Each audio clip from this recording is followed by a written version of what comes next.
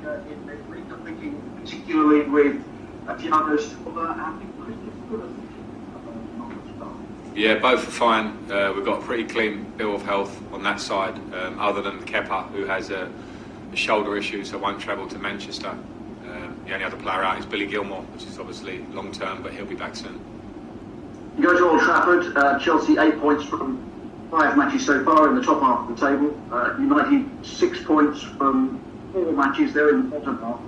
They've lost both of their home league matches this season and conceded 9 goals in the process, 6 of them against Spurs.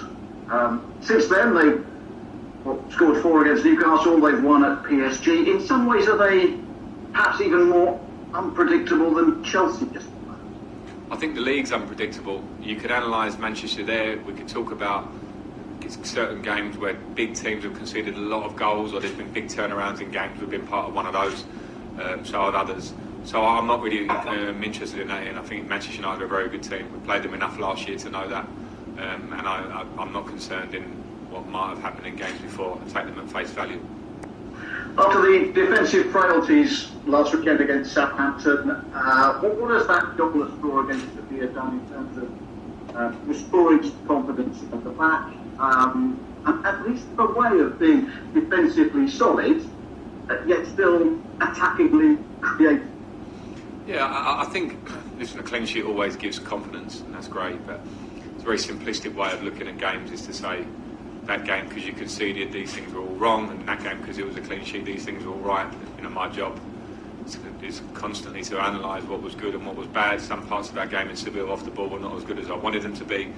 Our defending the box and our resilience certainly was, and that would really, really please me.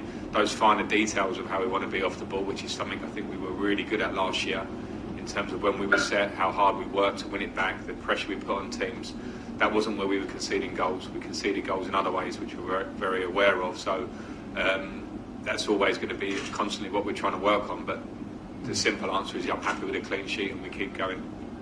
Hello everyone, I'm Glenn Johnson, and I think the score on Saturday will be Chelsea 2, Manchester United 1. And I think Kai Havertz is going to be the first goal scorer. So fingers crossed.